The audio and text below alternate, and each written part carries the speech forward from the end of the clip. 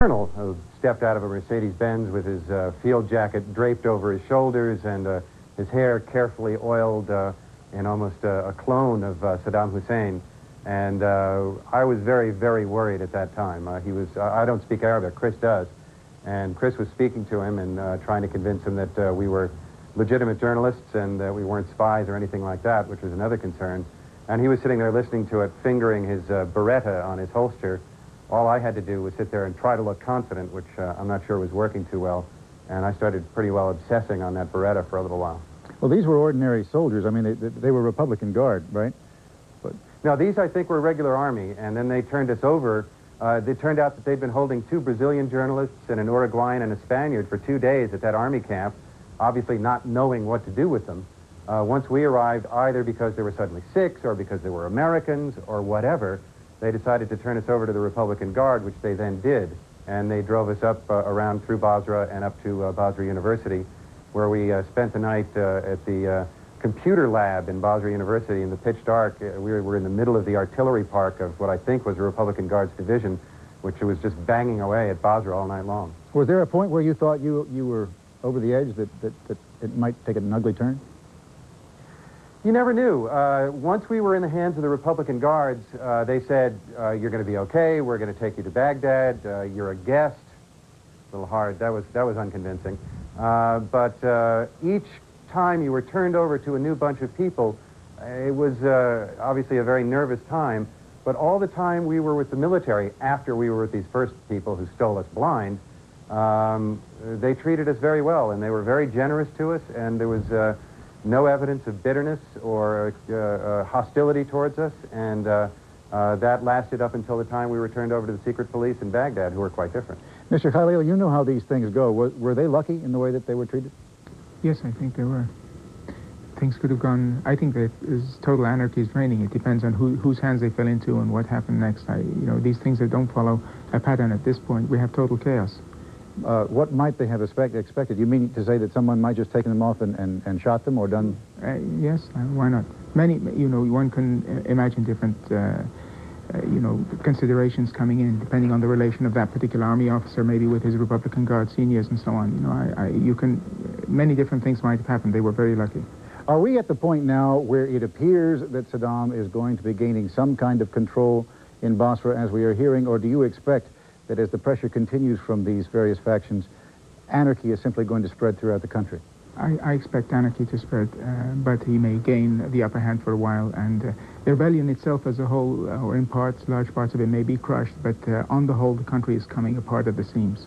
Now, you said just a moment ago, you think that the people who led this fight have an obligation to do something about this. But the question is just what that obligation might be. If they're going to help, where do they offer that help? Well, to start with, there are 2 ways of ending an enormous war like this. The one you might say is the model of the First World War, where you humiliate and squeeze the defeated country to the maximum. The other, we know where that led us.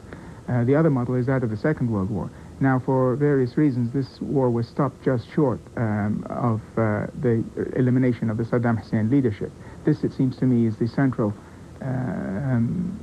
problem we're faced with, and what results in Iraqis feeling that they are still paying the price, and that the entire war was in fact a war against Iraq as such, and not just against the person of Saddam Hussein as it was supposed to be. Because now they are left to suffer his attacks, which will of course be merciless because he's fighting for his political life, and on top of the devastation in the services and that we were talking about earlier. So you have a compounded effect, and you have the victors in this war refusing to even talk to members of the opposition, turning back refugees at different points, different times, and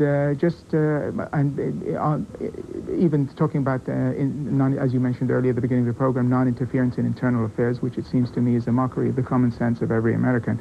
The very thought that they're occupying 20% of the country, so I mean...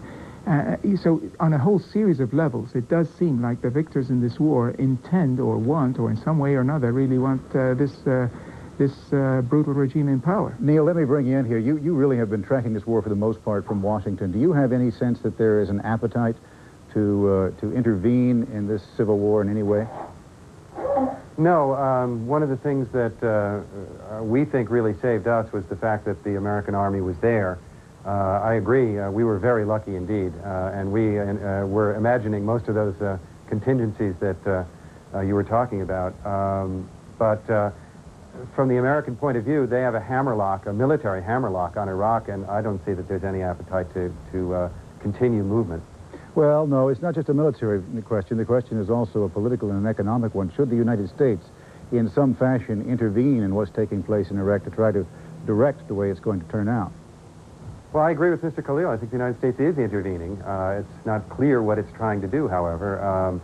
As long as Saddam Hussein remains in power, I'm not sure that the United States is going to allow the removal of the sanctions or anything like that.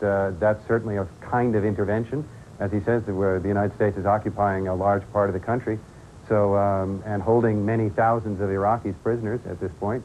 That's a form of intervention too. There's all kinds of leverage that the United States has and is using. Fortunately, on our behalf, they used some of it to get us out, for which we're very grateful. But that's a very small part of this, and what they're going to use that leverage for remains to be seen. I don't know. All right, that's the point where we're going to leave it. I'm afraid not any of us knows what's going to happen, but we'll be watching. Mr. Khalil, Neil, thank you both for joining us. We'll be back with the program. This is KPIX Eyewitness News at noon. The big story here in Northern California. James Baker continues his shuttle diplomacy to try and establish peace in the Middle East. He met with 11 Palestinian representatives at the home of a U.S. diplomat today in Jerusalem. He stressed the need for peace in the Middle East and what he considers a new day in an anxious situation. Baker said the meeting with the Palestinians reflects the U.S. intention to do whatever it can for peace. Now that the Gulf War is over, the Allied commander, General Norman Schwarzkopf, headed to the beach, the beaches of Kuwait. Martha Teichner reports it was a promise to himself that he wanted to keep. General Schwarzkopf's visit to Kuwait City was unannounced and brief. Accompanied by the U.S. ambassador, he walked out on the beach this afternoon, pulled out a bottle, and began filling it with sand. This is sand from the liberated beaches of Kuwait, is what this is. And we're very proud to be able to do this. The exercise was symbolic. The sand is for members of Schwarzkopf's family. This is something that I promised myself that I would do. 2 weeks after Kuwait's beaches were liberated, the first of its ports today reopened. The USS LaSalle, command ship for American naval forces in the Middle East, docked at Shuaiba, south of Kuwait City, after a coalition minesweeping team spent 8 days clearing the harbor. The country needs so many things for its recovery and for its planning. To be able to open the port, bring things directly into Kuwait is a very dramatic step forward. If you shoot it, all they'll do is put a... The mines displayed on deck were from the Gulf, not the harbor. Silkworm missiles picked up were hidden below deck. Diving teams found the oily waters of the Gulf rough to maneuver in. The harbor is filled with muck and concertina wire and all kinds of other debris, which makes it rather difficult on the divers, and it's cold. Until dock workers can be found, U.S. Army stevedores will unload incoming ships. The first due in was carrying nearly 6 million gallons of fresh water for Kuwait. The ceremony took place at mid-morning, but the sky over the harbor was dark. That's all smoke, and it hangs over the city like some great sort of film of Satan, if you will. At noon in Kuwait City, it looked like midnight. The wind had shifted overnight, blowing the smoke from more than 500 oil fires north instead of south. The opening of Kuwait's ports might bring a form of normalcy back to the city in a matter of weeks, but it will take as much as 2 years to put an end to this. Martha Teichner, CBS News, Kuwait City. The remains of 14 Allied soldiers were supposed to be returned today, according to the Red Cross, but that didn't happen.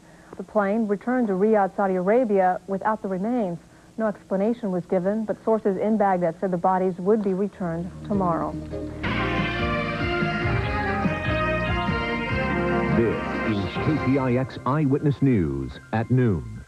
Post-war mission through the Middle East. Jim Baker's final stop, Syria. Bill Plant has the latest on Baker's attempt to weave some kind of peace plan from the tangle of Arab politics. It was a rare break from diplomacy for this Secretary of State, a sightseeing tour through the marketplace in Damascus, one of the oldest cities in the world. The fact that the tightly focused Baker would take the time to do this reflects a post-war change of attitude. Here in Syria, Baker is dealing with the coalition member most distasteful from the U.S. point of view, but also one of the most essential in any deal for Mideast peace. Syria's President Assad has emerged as one of the big winners in the Gulf conflict.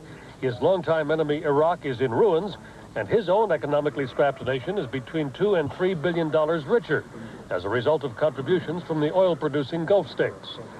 Syria is listed by the U.S. as a sponsor of terrorism and by Amnesty International as a major violator of human rights. But Washington continues to hope that the Syrians will aid in the release of U.S. hostages held in Lebanon. The U.S. hopes that Assad will continue his alignment with Arab moderate states and will play a constructive role in the building of the new Middle East. But the results here, as with most of the rest of the stops on Baker's trip, are likely to be a long time coming. Bill Plant, CBS News, Damascus. Because of Saddam Hussein, politics in the Gulf will never be the same. Today, Secretary of State Baker spent the day talking with one of Washington's old enemies, Syrian President Hafez Assad. These are the first pictures of that meeting. As Bill Plant mentioned, Baker's agenda includes getting the Syrians to talk to the Israelis and getting Syria to help release U.S. hostages held in Lebanon. And while the rest of the Middle East seems intent on moving toward peace, it still sounds like war in Iraq.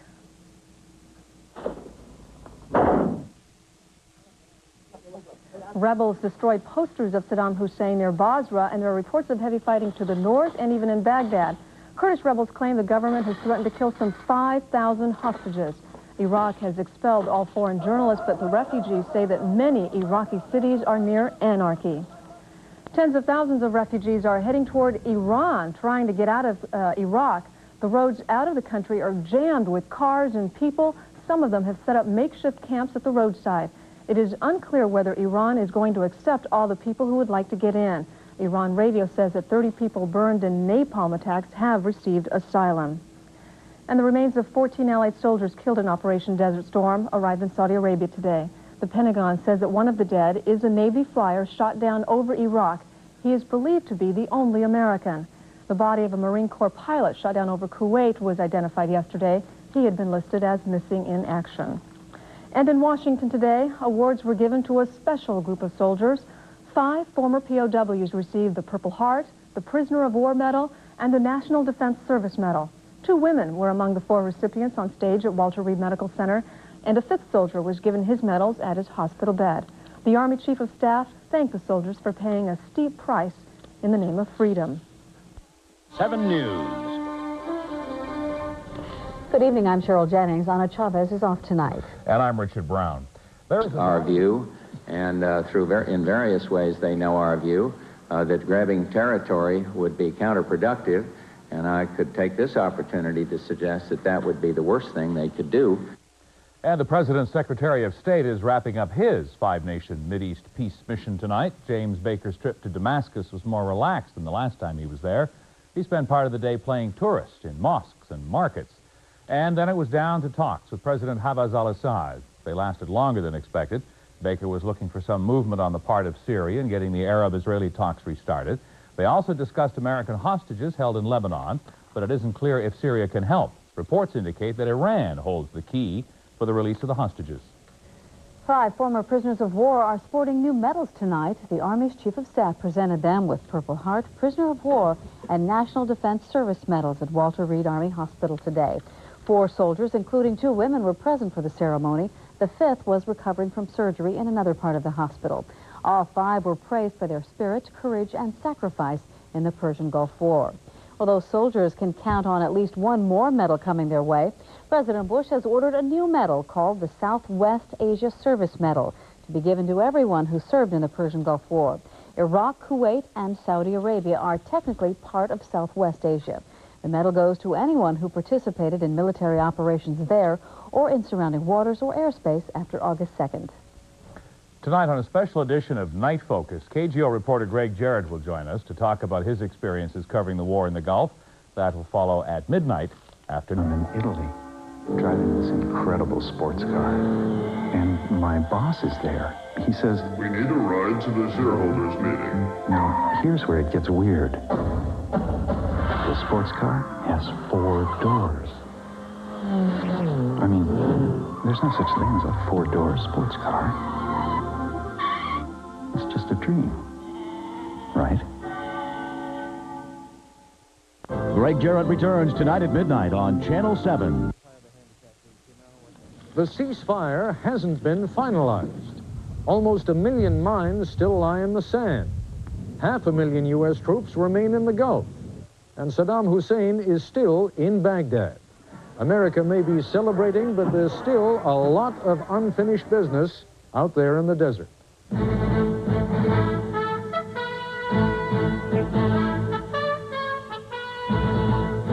This is ABC News Nightline. Reporting from Washington with the latest on the Persian Gulf, Ted Koppel. It has been for most Americans a uniquely bloodless, painless, cost-free war. Not, obviously, for those who lost a family member or friend. Not, certainly, for those who were wounded.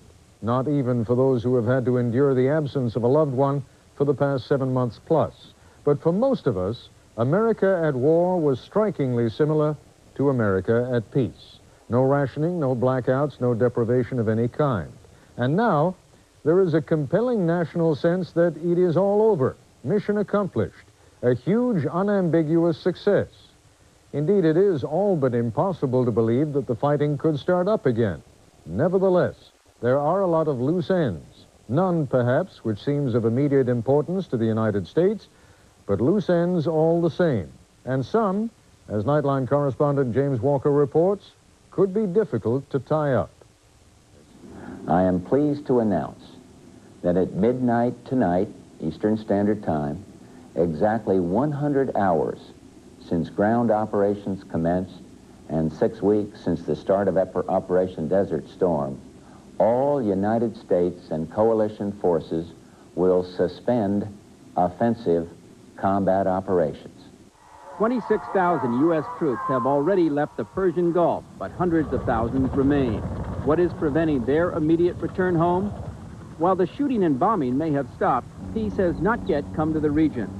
On March 2nd, the UN Security Council adopted a U.S.-sponsored resolution that specified conditions for a ceasefire. Iraq must rescind its annexation of Kuwait, return all prisoners of war and some 9,000 Kuwaiti civilians taken hostage, return stolen property, pay for all losses, damages, or injuries caused by the invasion, help the Allies find mines, chemical weapons, and other munitions in Kuwait. Is Iraq meeting these demands? They're beginning to perform on some of those, but they must report back to the UN. So the UN becomes the next place where the terms of the ceasefire must be reported. Until then, certainly, U.S. military will remain in Iraq. 514,000 U.S. troops are in southern Iraq, Kuwait, and Saudi Arabia. 91 ships, including 3 aircraft carriers and the battleship Missouri, are still in the Gulf area.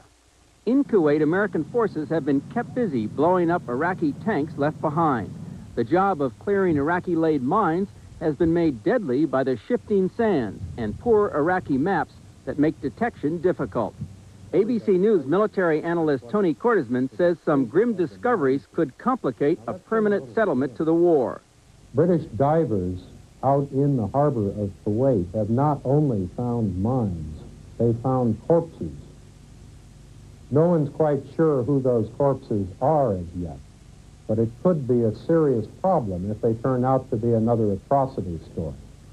Indeed, a special Pentagon team is in the Gulf investigating possible Iraqi atrocities. We continue, as a DoD matter, to gather evidence of potential abuses and violations of law that would merit possible war crime action.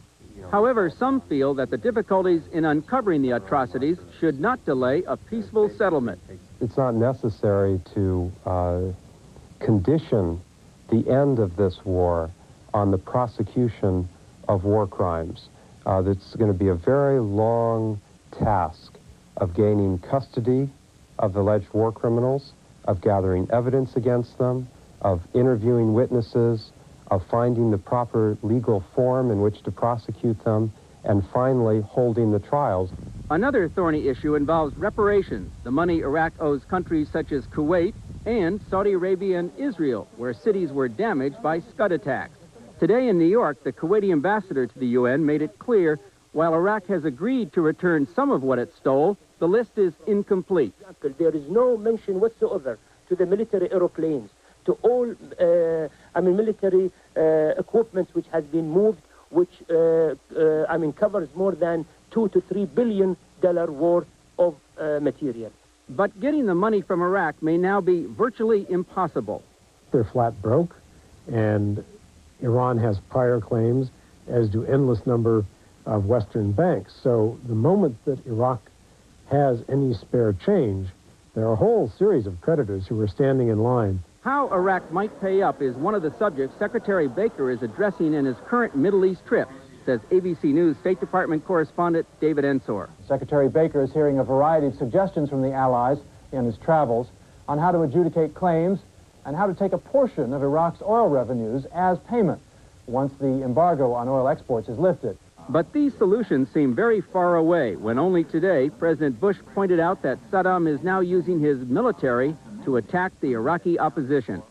I must confess to some concern about the use of Iraqi helicopters in violation of what our understanding was, and that's one that has got to be resolved before we're going to have any permanence to any ceasefire. ABC News Pentagon correspondent Bob Zelnick suggests the president may have another purpose in mind. First, the administration said it would retaliate against Iraq's using chemical weapons against the rebels. Now this ambiguous warning about helicopters. It's pretty clear that while the administration doesn't want to become militarily involved in the fighting, it's using the presence of Allied forces on Iraqi soil as leverage to help the rebels get rid of Saddam Hussein. Whether Saddam stays or goes, achieving a lasting peace with Iraq will be complicated. There were, after all, 28 countries allied against Saddam in this conflict, and with a cost of untold billions of dollars. Remember, it was 9 years ago that the war in the Falkland Islands ended. That involved just 2 countries, Great Britain and Argentina, and a permanent peace has yet to be established. This is James Walker for Nightline. To help untangle the political web left in the wake of the war and to explain the dangers that still exist in the Gulf, we'll be talking in a moment with the Kuwaiti ambassador to the United Nations, and from Kuwait City, ABC's military analyst Tony Cordesman, who's been viewing the war damage in the region and talking with military officials there. This is ABC News Nightline, brought to you by DuPont. Recently, DuPont announced that its energy unit would pioneer the use of new double-hulled oil tankers in order to safeguard the environment.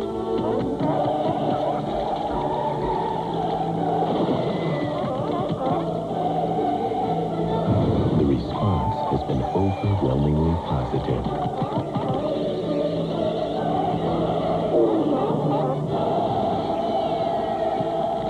DuPont, better things for better living. Hey, America's biggest laundry event of the year is on now at Sears Grand Central, where this large capacity Capri washer is only $288. Matching dryer, $238. Ooh, but hurry, because before you can say spin cycle, it's over. I go to LensCrafters because with my job, glasses in an hour are not just a convenience, they're a must. LensCrafters puts the whole lab right in the store to custom craft your top quality glasses in about an hour. Call LensCrafters at 1-800-522-LENS. Like a dream, you call to me. In my heart, you stay with me. Your warm ways touched my soul, and the memories unfold. Ooh, you stay with me, Mexico. You stay with me, Mexico.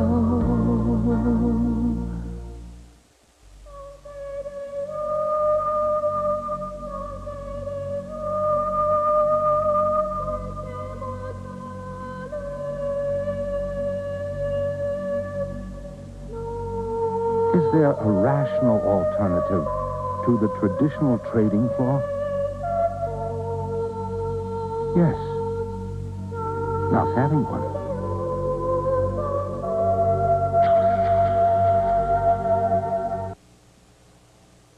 This video reveals police brutality in the City of Angels, but it's not the first time cops have been caught in L.A. Meet their leader, Police Chief Daryl Gates, on Primetime Thursday. Joining us now from the United Nations is Kuwait's representative to the UN, Ambassador Mohammed Abul Hassan, who has just returned from Kuwait last night. And from Kuwait City, ABC's military analyst, Tony Cordesman, who is on a fact-finding tour of the post-war Gulf. Mr. Ambassador, is it your understanding that American troops, at least some of them, will remain in the region until all Kuwaitis who are missing, and that number ranges, what, somewhere between 30 and 40,000 are accounted for? Well, Ted, this is not my understanding. It is something which has been stipulated by Security Council resolutions, particularly the last one, 686, calls upon a series of demands from Iraq. Without this, still, the coalition forces has a mandate to fulfill. Is it your impression from the way in which the Iraqis have been responding on this issue that they're acting in good faith? Unfortunately, I'm sorry to say not. I'm sorry to say that still, with the huge military defeat which Iraq have received from the Allied forces, they are not getting the political message. They want still to, buy time, I don't know for what reason. It is not enough for them what they are receiving inside now, internally. They want to delay implementation of the last resolution. Tony, what are the atmospherics over there among the, I'm talking now among the military leadership, because back here there has been so much euphoria about the troops coming home. There is this sense that it's all over and it's just a question of a few weeks or a couple of months at most before all the troops come home. Is that feeling reflected in the Gulf? I think people would like to come home, but the truth is that the further you get towards the front, the more the troops recognize that to finish this job, they're going to have to play out the ceasefire until there's a political settlement. And it's pretty tense up there, Ted. There are incident after incident with the Iraqi forces. What kinds of incidents? Well, on the day that the first ceasefire talks were held, they tried to bring in a Republican Guards unit. It wanted, they said, to mix with the U.S. forces, and they tried to bring their tanks in. A U.S. brigade commander had to go out with the M1s, face them down, and finally give them an ultimatum. They've tried to come into the ceasefire area with guards, with RPGs and assault rifles. Some of those have only put their weapons down when they saw the first M1 tank covering them. They've sent in units to try to recover the armored vehicles and ammunition there in violation of the ceasefire. They even sent in something like a motor pool unit to try to repair some of the tanks out there. The U.S. waited till they left for the evening and then blew up all the vehicles with their guns. And one other incident, I think it's perhaps the most telling incident, is there's one general out there who's not really wearing his real uniform, an Iraqi general. And when he found out that the U.S. was not going to leave the tanks and the ammunition depots behind, he told the U.S. commanders, would you please blow up the small arms? His explanation was the small arms might be used against the U.S. troops. It's quite clear he was afraid the small arms would be used against the Iraqi government. Let me ask you, and then, pardon me, Ambassador Abul Hassan, to focus on what President Bush had to say at his news conference in Ottawa earlier today. He has issued what seems like a pretty tough warning to the Iraqi military not to use helicopters against some of the insurgents, both in the northern area where the Kurds are fighting against the Iraqi government, and also in the south where you have some of the Islamic fundamentalists. Now, if they don't use the helicopters, Tony, it seems to me there's a delicate balance here that Saddam Hussein has to confront. Either the possibility of losing large chunks of his country, or the possibility, as the president suggested today, that the U.S. military will become active again. I think people are really afraid of that, Ted. One problem with the helicopters is that not only are they the ideal weapon to strafe villages, but these were used long before Iraq attacked the Iranians to spray chemical weapons on Kurdish villages in the north. Another thing that you have to bear in mind, just to put this into perspective, is the Iraqis never hesitated to surround villages that had no insurgents in them in the north with artillery and simply pound the villages flat, even though there were nothing but women and children in them back in the early 70s. So it is a delicate line, but the question is, how many atrocities are you going to tolerate? Mr. Ambassador, your reaction to what the President had to say today? Well, it seems to me the President was just trying to deliver a message that still the world community does not have confidence in the Iraqi words.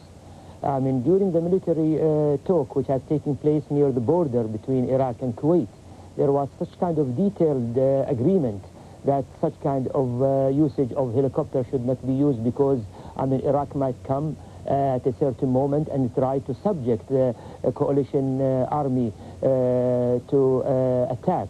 I mean, this is the reason that the tough line should be taken against the Iraqis. They are not trustworthy at all. They have proven to be of no, trust in their words. Therefore, I mean, the toughest line should be taken, the safest for the sake of the coalition forces and the Iraqi civilians. Mr. Ambassador, we're going to take a break now, but when we come back, I'd like to pick up what you were talking about, because this is not the danger of helicopters being flown against coalition forces. This is the use of helicopters some 100 miles or more away from the front. And the President's warning here seems to be one which could once again involve coalition forces in a fight having nothing to do with anything that was on the agenda before. But I'd like to get your reaction to that when we return. We'll continue our discussion in a moment. Bit by bit, putting it together, piece by piece, the way to make an ideal work. Behind every accomplishment is a document that bridges the gap between what can be and what will be. Every moment's contribution, every detail plays a part, putting it together. Putting together documents that can change the world. Faxing, scanning, copying, printing. Xerox, the document company.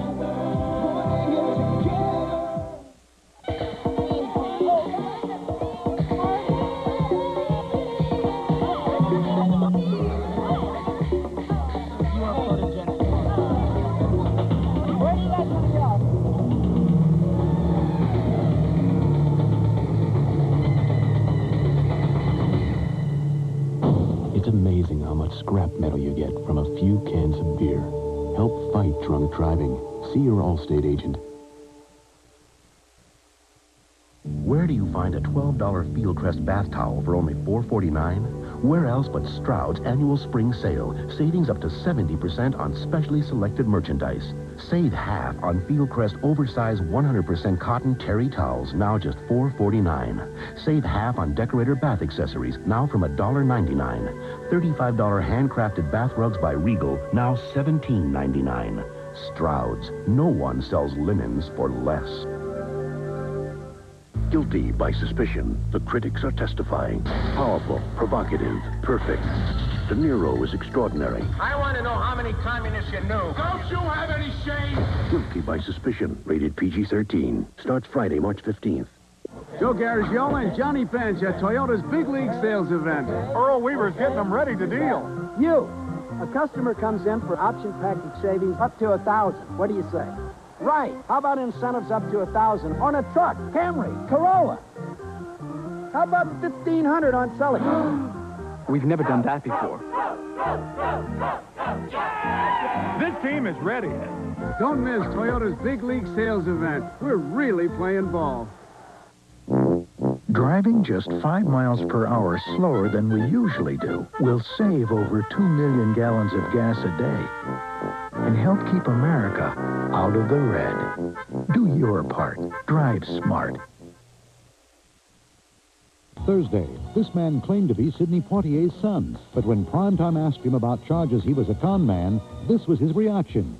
Primetime, Thursday. Tomorrow, the logistical mastermind behind Operation Desert Storm. Plus Mike Reed, he gave up football and scored a country hit, and Patricia Wettig on Good Morning America tomorrow. And we're back once again with the Kuwaiti ambassador to the United Nations, Mohammed Abul Hassan, and ABC's national security analyst, Tony Cordesman, who is tonight in Kuwait City. Mr. Ambassador, you raised a very legitimate point a moment ago about the danger of Iraqi helicopters being used against coalition forces. But, again, let me draw your attention to the fact that what President Bush was talking about today in Ottawa is something that strikes me as totally new. And that is, he was warning the Iraqis against the use of helicopters in a region more than 100 miles from the front or the nearest coalition forces, does this not threaten to involve the United States in military action in behalf of what is really an internal Iraqi affair, having nothing to do with its invasion of Kuwait? Well, it seems to me, President Bush has some legitimate concern. Knowing that these helicopters is capable of carrying chemical weapons, knowing the record of Iraqi regime by attacking their own people with chemical weapons. Halabja's incident during Iraq-Iran war stands vivid in our mind and in the mind of peace-loving countries. Therefore, there is a moral, legal obligation for all the leaders who want to preserve the innocent people of Iraq from further atrocities of their regime and leaders, that such warning should be launched against the Iraqi leadership. Tony, just at a time when most of the American people are breathing a huge sigh of relief and saying, it's over, it's finished, does this strike you as possibly, or at least raising the possibility that the United States could in fact become militarily involved again? I think there's a slight risk, Ted, but I think it also is true here that it's going to take some very strong language. And remember, yes, the Kurds are to the north, but you could hear artillery fire in the direction of Basra yesterday from the Big Red One. They know there's real trouble brewing up there on the border, and I think that it is only by making it absolutely clear to the Iraqis that there can be no incidents, no uses of force that might spill over into the ceasefire area, that we really can avoid engaging U.S. forces. But when you're talking about the Kurdish area, Tony, that's way up in the north. That's far north of Basra and far away from any region in which the coalition forces might become involved.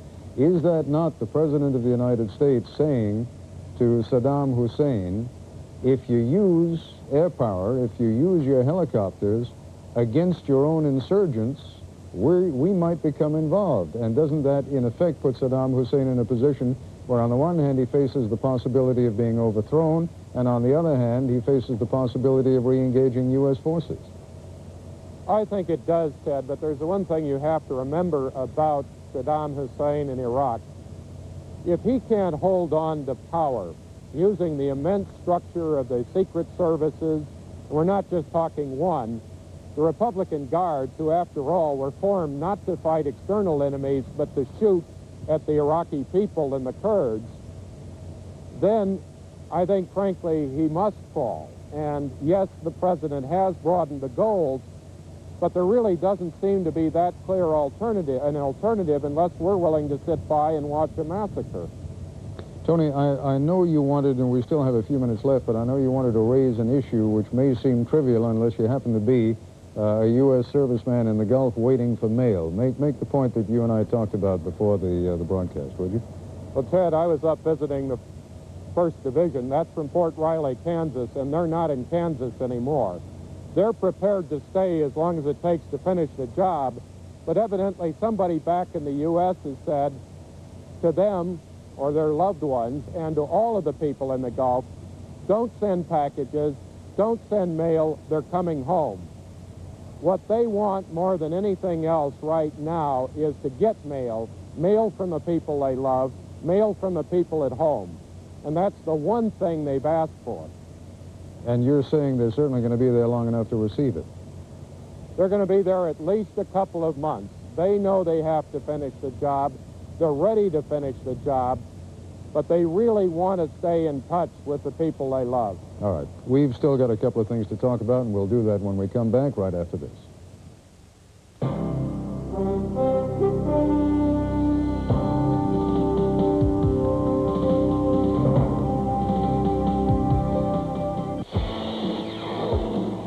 This is the one people wait for, the National Hardware Sale at Sears.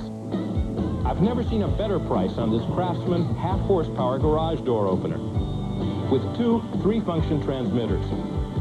And this Craftsman 3.5 horsepower rear bagging mower with catcher and mulching kit included is on sale for under $200. But quantities are limited, so get to the National Hardware Sale at Sears. Ford Motor Company. Profiles in quality, customer satisfaction. Today we realize that quality's got to be number one. I said that back in '82, and today it's truer than ever. The looks attracted me, but the performance sold me. After 2 years, it still shines like new. We love hearing things like that. The only thing better than a stable is 2 stables. Our goal is to build the highest quality cars and trucks in the world. At Ford, the quality is job one. This is not the airport. We'll get some directions. We'll get coffee. Road to the airport? Airplane. Airplane.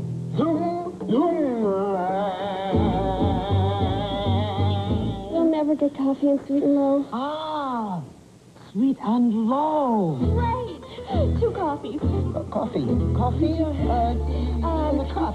Sweet and Love. In 62 countries around the world, there's just no equal. It's the best time ever to get a Mazda MX-6 because the value of the MX-6 is greater than ever. Get an MX-6 LX now and save big on a Mazda Value Pack. Plus, get $1,500 cash back from Mazda. It's our biggest deal ever, but it won't last forever. Right time, right car, right deal. Save $2,504 on a Mazda MX-6 LX now.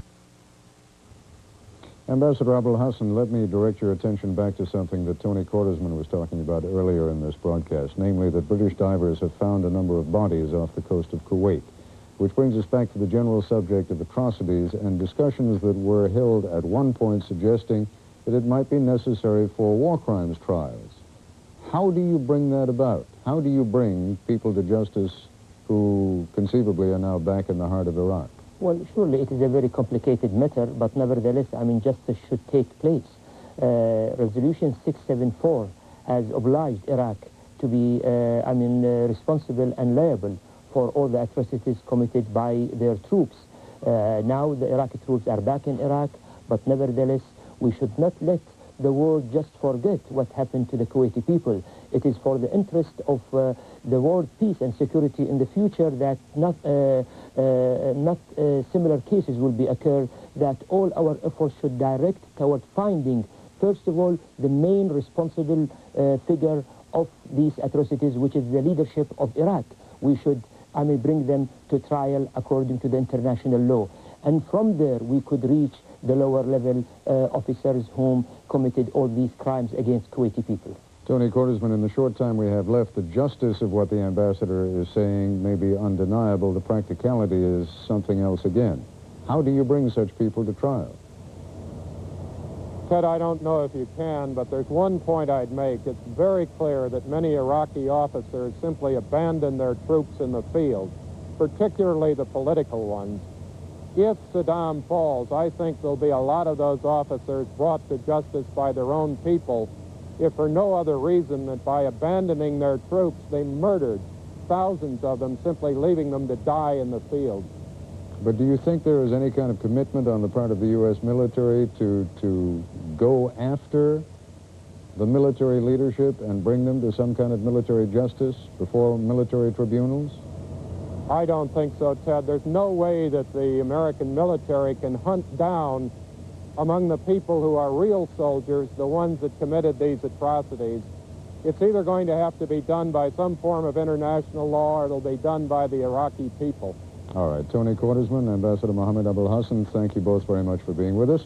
Finally, a program note. Tomorrow night on Primetime Live, Los Angeles Police Chief Daryl Gates responds to charges of police brutality in his department. That's our report for tonight. I'm Ted Koppel in Washington. For all of us here at ABC News, good night. This has been Nightline. If you wish a video cassette version of Nightline, the cost is $14.98 plus $3.95 shipping and handling. If you wish a printed transcript, please send $4 to 267 Broadway, New York, New York, 10007. Nightline is a presentation of ABC News. More Americans get their news from ABC News than from any other source. America's watching ABC. Fact. The all-new Ford Escort is the best-selling small car in America. Fact. The new Escort has the highest owner satisfaction of any car in our history. Fact. Escort has more repeat buyers than any car in its class. Call it leadership, call it winning, call it anything you want. The simple fact is, Ford is number one. Save during Leadership Month at your Ford dealer now. How can you tell the good guys from the other guys? We have the biggest video selection in the Bay Area. At most stores, you won't see many VCRs or video disc players. But the good guys has more than 100. Look at them all. Some stores have a few camcorders, but we're not some stores. We're the good guys. We have more than 40 to choose from. Wow! So with the good guys, you'll always find what you're looking for. We're the good guys. We gotta be good. Tresor, the fragrance for treasured moments.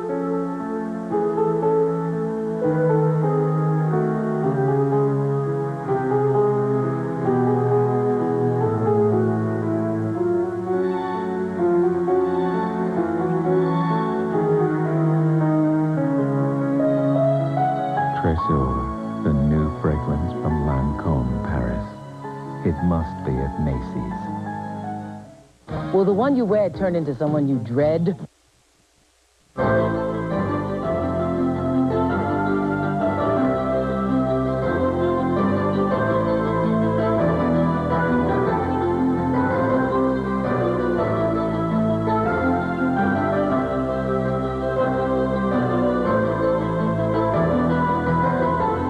This is Night Focus with your hosts, Richard Brown and Michael Krasny.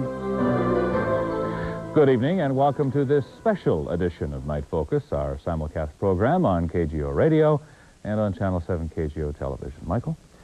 Richard, glad to be here with you again. And I'm Michael Krasny from the radio side, of course. We're going to be doing on this special edition an interview with a special guest, KGO Radio and KGO TV's Greg Jarrett, who, as many of you probably know, has returned from the Gulf and will talk with us about his coverage of the Gulf.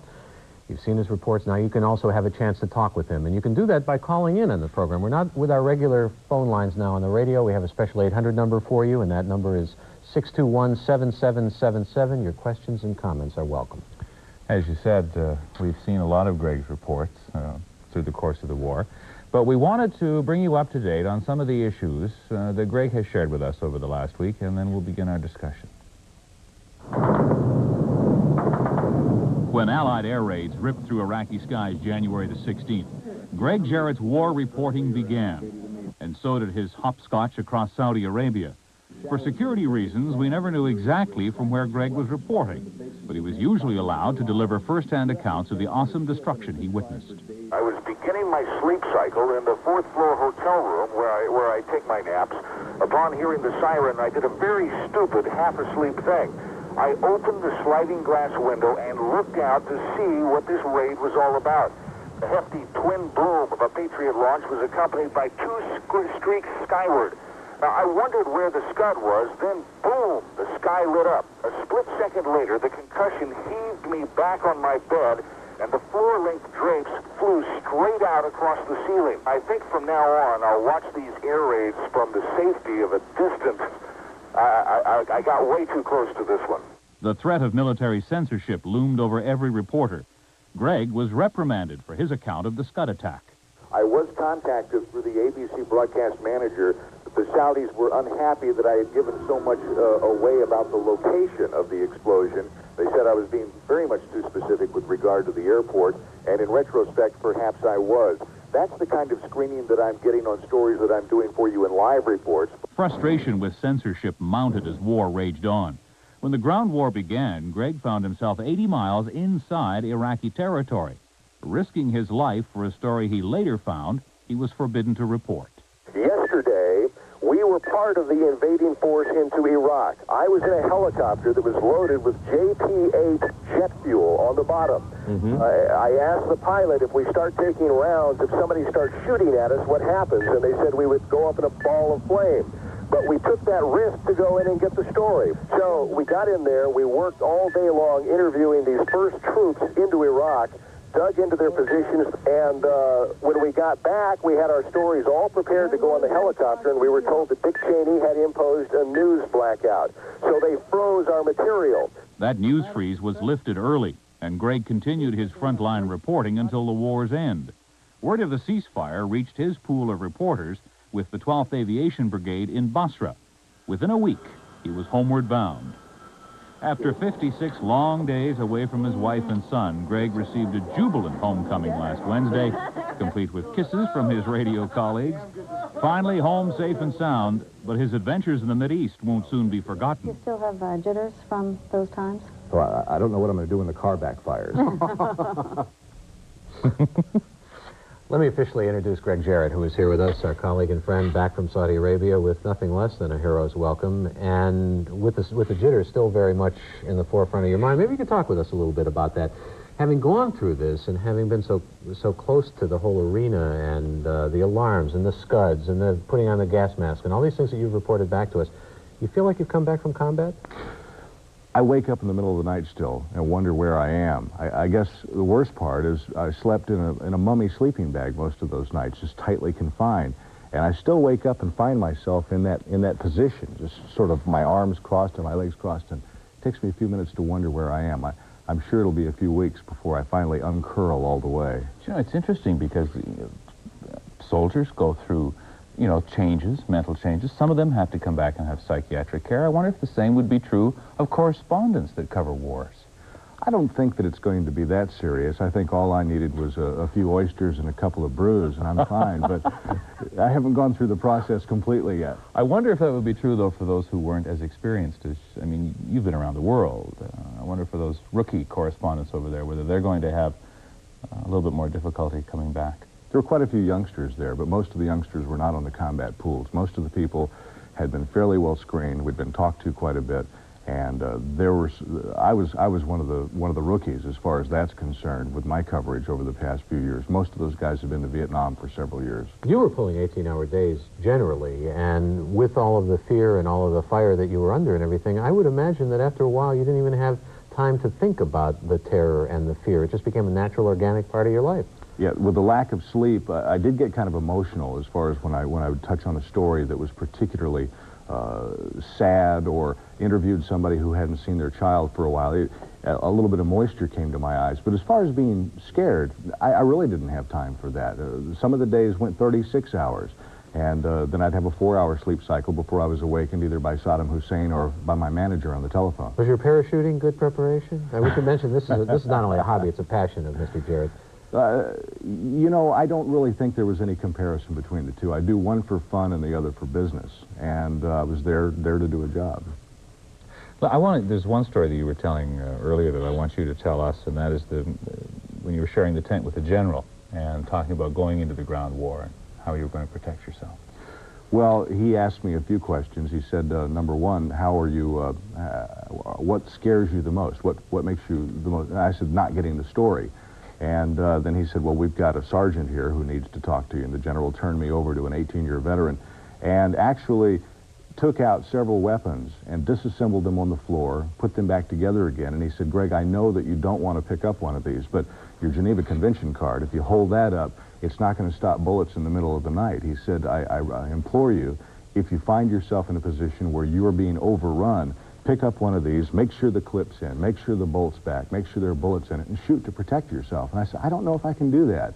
He said, Greg, I'm showing you because I've lived with you for the past few weeks, and I want you to do it if you have to. I don't want you to be a victim of this war. He was telling you, in effect, to defy what was regulation. That's right. We were all by ourselves in the tent. He showed me with a Kalashnikov, he showed me with an M16, and he showed me with a 9mm pistol. He said, please do it if you have to. We're going to take a break, and when we come back, we're going to talk about something near and dear to the hearts of the three of us, and probably you as well, that is censorship of the media. And we'll get your views on that as well when this special edition of Night Focus continues after this. This is the first time that this sort of coverage has been attempted for a war, and I can tell you that from my standpoint, it is not working, especially from the point of view of the media working with the U.S. military. The Easy Spirit Color Playoffs, the gold versus the patent.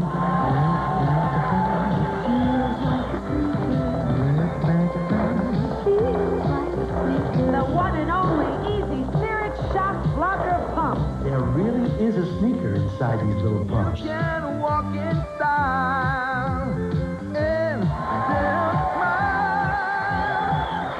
Spirit, let the the Cobby Shop. Well, look, maybe the guy wasn't listening. Oh, here it comes.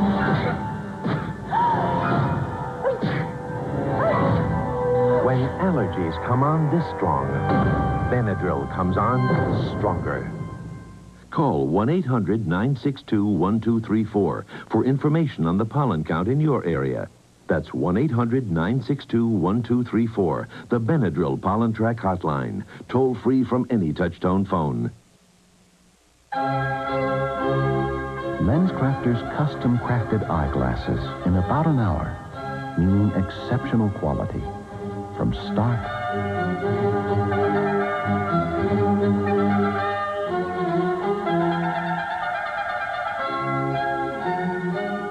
to finish.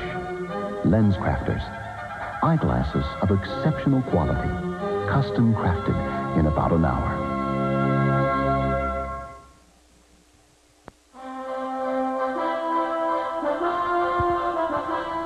You're with us on a special edition of Night Focus. I'm Michael Krasny with Richard Brown, and we're on both Channel 7 and KGO Radio. We're with Greg Jarrett, who has returned from the Persian Gulf and is talking about his experiences there. And we said we were going to talk a little bit about censorship now, so we might as well get right into it. There was a lot of military interference, and you certainly had the sense that they were trying to orchestrate things so that good PR would come back to us. Censorship was a word that would make the military people who were with us just explode. We're not censoring you, they continually say, but they did look over our shoulders, and I signed an agreement when I got there that I would not compromise operational security. I knew what the ground rules were, and I agreed to them. What I didn't know is that they had an editorial agenda of what they wanted covered. They had specific helicopters, specific airplanes, specific methods of operation that they wanted me to report on in a good light. And we had to work quite hard to get around those issues, maybe to do a couple of days of reporting good reports on those issues, and then moving on to what we consider to be the real news. So they changed the ground rules on you, in effect. And if they had, if you had, for example, decided to go against the regulations and do things a little bit on your own, or had got their dander up, would they have closed off the sources, did you believe? Well, they did that a couple of times. There were times when I would go out and get stories on my own. For example, the combat gynecologist story, the guy who diagnosed 3 pregnancies a day on this area of Tapline Road. I got the story on my own. I found the guy, I interviewed him. He told me he wanted to give me another interview. Not only would they not let me see him, they wouldn't even let me in the camp where he was living, and they kept me in my tent for 2 days after that. There aren't any stories to cover today, Greg. So I wound up just sitting on my can for 2 days as punishment for doing that story. Let's go to the phones. Ron in Sunnyvale, you're on Night Focus. Good evening. Greg, I enjoyed your reports. You know, I have stone felt that the press had kind of become lapdogs, just sitting around the Pentagon and the State Department over the years, waiting for somebody to tell them what the news was. I'm wondering if the press hasn't become kind of lazy and set themselves up to be manipulated by this, and I don't think we were well served by the way it works. And I'm wondering, first, if you agree that the press no longer really just thumbs their nose at authority and goes and does their own research, and number two, what prescription would you have for a solution? Well, after Grenada, when there was absolutely no coverage, all the news managers of the various networks got together and agreed on the pool system. But the pool system as it stood didn't work, and all of the reporters, to a person, got together afterwards and said, we're never going to do this again. But we did break the rules. We did go outside of the pool system. Finally, it fell apart totally, and we were going in four-wheel drive vehicles across the sand, hitchhiking at night to get to towns to use a telephone. The press was very inventive in getting this story out.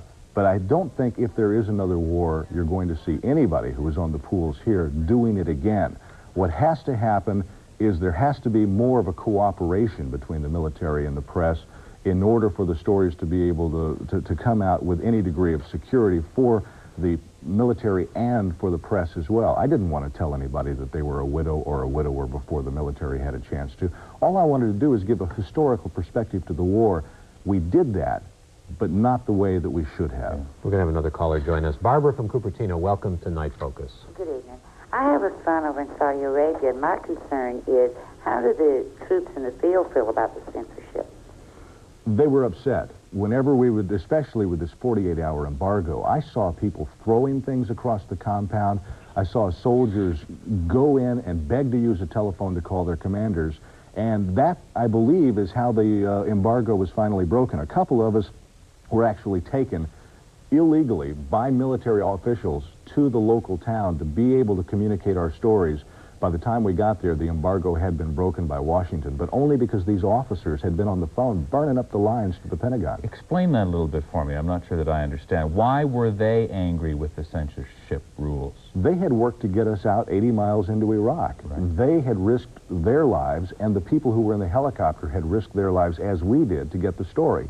They were incensed, and one of them said, "I cannot believe that my government doesn't believe enough in the First Amendment that we're out here hanging it out on the line for to do this." They were just incredulous that that had happened. There was, what, about a 15-hour lag between the time that you would get a story filed and it would reach its destination? Sometimes even more. With the stealth fighters, it actually was 2 days for the print reporters. I'd been able to find a sergeant with a telephone and got the story out to the broadcast pool earlier. You guys must have been tearing your hair out. That's very frustrating, you know, to get that kind of a lag and not know if the story's even going to appear. What was even more frustrating was to be told we couldn't do the story that we were getting ready to break and sit down and watch television and see Norman Schwarzkopf or somebody else break the very same story about an hour before we knew ours would be hitting the airwaves.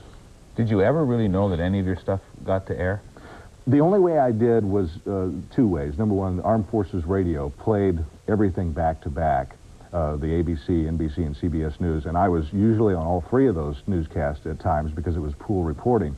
The other way that we would know it would be somebody would come and say, "I finally reached a telephone and I called my wife and she said she heard me on the radio driving down the road. Thanks, Greg, she knows I'm alive." And those were some of the ways we found out. And we should add that, what, about 3 checks before those stories went on? They went through? They went through the field observer who watched us cover it.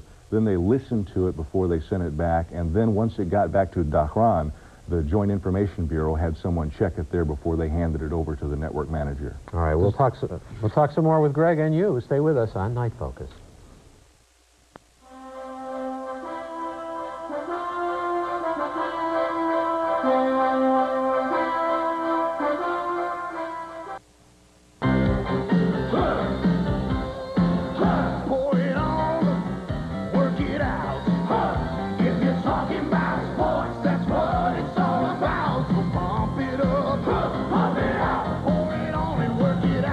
Because after working out, you don't want to fill up. So reach for the Silver Bullet, the one that won't slow you down. Talking about Coors Light, it's the right beer now. Pour it on and work it out. Marty Sherman and George from the Sawmill. It's our spring cleaning and closeout sale. Truckloads of new spring arrivals are on their way. We must make room now. Save up to 50% on quality solid wood furniture for every room of your home or office. Some quantities are limited. Hurry in for your best selection and save during the Sawmill Spring Cleaning and Closeout Sale. On now at all Sawmill stores. Oakland, Pleasant Hill, Dublin, Fremont, San Francisco, and Redwood City.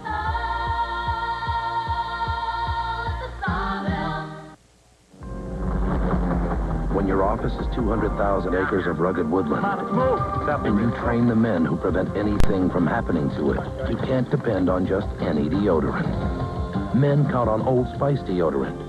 It works to prevent odor, to neutralize it before it starts. There's nothing else this effective with the clean classic scent of Old Spice. I handcuffed it, yeah. You bet. Old Spice deodorant, because prevention is the ultimate form of protection. Count on it.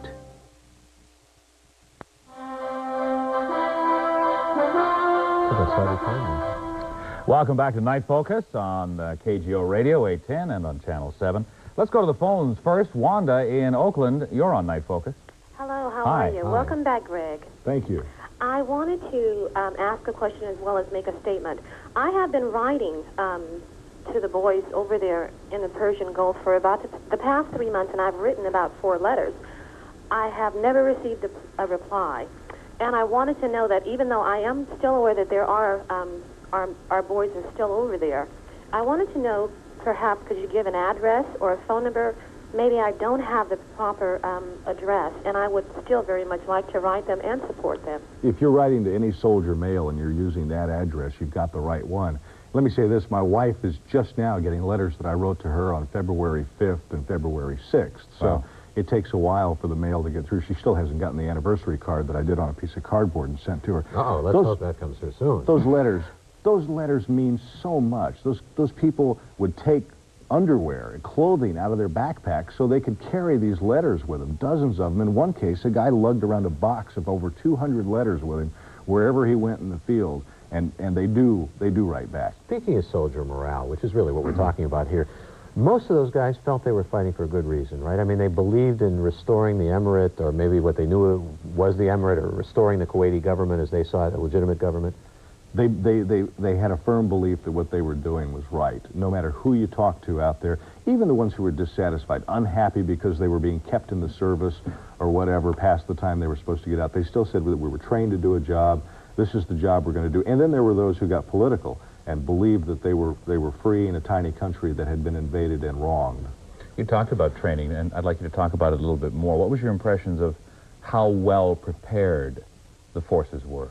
It was amazing to see these people do their jobs, whether it was the lowliest person out there who was burning waste, human waste, or whether it was the person inside doing the planning for when they went into a town, how they were going to set up their government, how they were going to deal with the locals.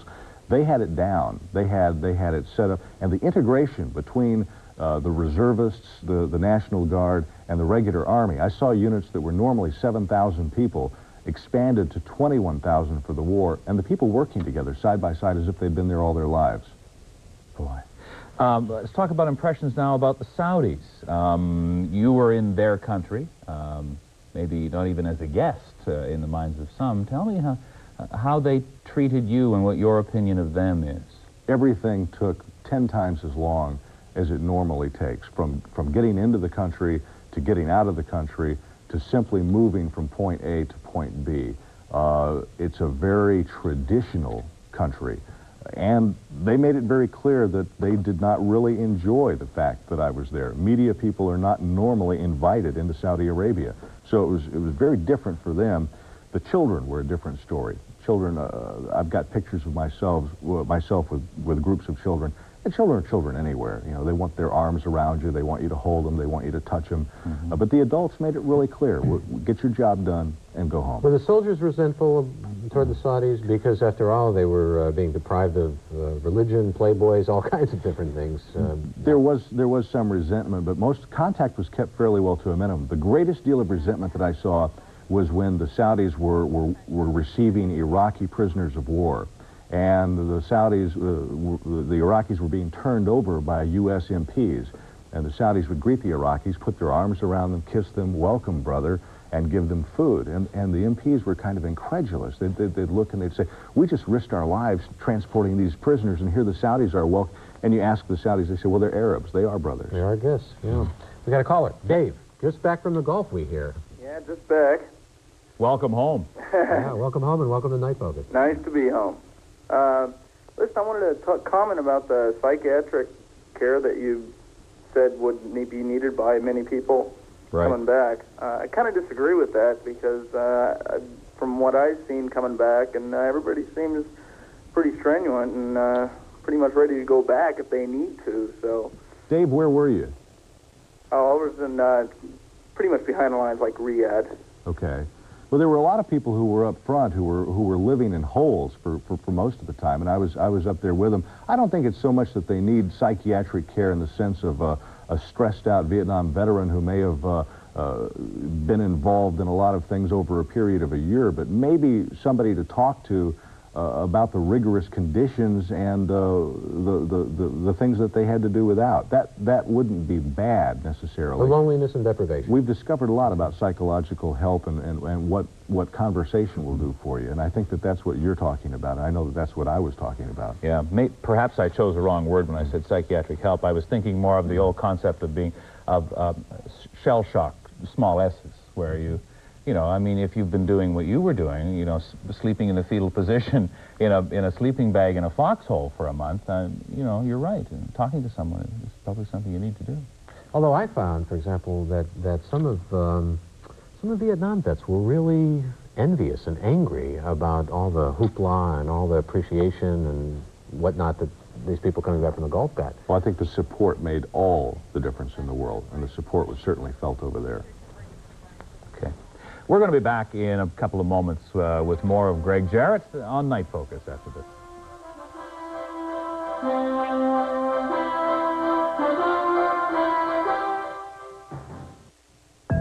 This woman has mastered a technique that requires no less than 1,500 hours of rigorous certification training, 40 more hours of specialized training